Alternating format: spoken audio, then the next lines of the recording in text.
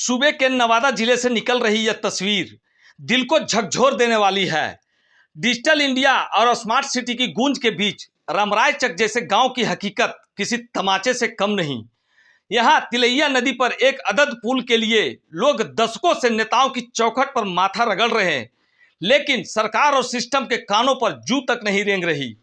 रामराय चक और आसपास के दर्जन भर गांव में रहने वाले हजारों लोग आज भी नदी की तेज धार से जूझकर जीवन की मूलभूत जरूरतें पूरी करने को मजबूर हैं। बरसात के 3-4 महीने हालत और भयावह हो जाते हैं जब नदी उफान पर होती है और गांव पूरी तरह से प्रखंड मुख्यालय सहित अन्य जगहों से कट जाता है। ऐसे में मरीज अस्पताल तक नहीं पहुंच पाते और बच्चों की पढ़ाई पूरी तरह से ठप हो जाती है। अलर्ट न्यूज की टीम को ग्रामीणों ने कुछ फुटेज मुहैया कराया है। फुटेज में साफ देखा जा सकता है कि छोटे छोटे बच्चे किताब कॉपी का बैग पीठ पर लटकाए गांव के लोग उन्हें कंधे पर लाद कर 100 मीटर चौड़ी नदी पार कर रहे हैं। तेज धार में एक एक कदम बढ़ाना किसी मौत से जूझने जैसा है। रामराय चक निवासी संजय चौधरी, दिवाकर कुमार, सुरेश चौधरी, रंजीत कुमार, मंटू लाल और सुनील बर्नवाल का कहना है, क्या बच्चों को शिक्षा का मूलभूत अधिकार पाने के लिए अपनी जान जोखिम में डालनी पड़ेगी? आखिर किस अपराध की सजा भुगत रहे हैं हम? ग्रामीणों का दर्द साफ है।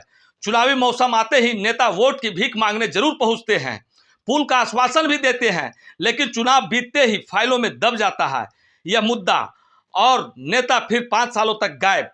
इस बार लोगों ने ठान लिया है, जब सरकार हमारी नहीं सुनती तो हम भी वोट क्यों करें। क्या यही है विकास का मॉडल, जहां बच्चों की जिंदगी नदी की तेज बहाव पर टिकी हो? सवाल है, क्या गांव के हजारों लोग सिर्फ इसलिए बुनियादी सुविधा से वंचित रहेंगे क्योंकि वे सत्ता की नजर में महत्वहीन है?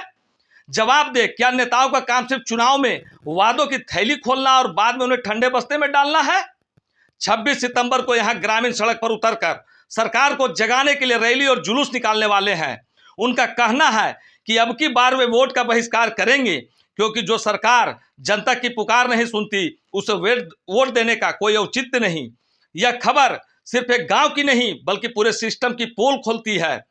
21वीं सदी के भारत में अगर बच्चे कंधों पर लाद कर नदी पार कर रहे हैं तो यह किसी भी सरकार के लिए शर्मनाक है। मिलते हैं अलर्ट न्यूज की अगली कड़ी में ऐसे ही नई और सनसनीखेज वारदात वाली खबरों के साथ।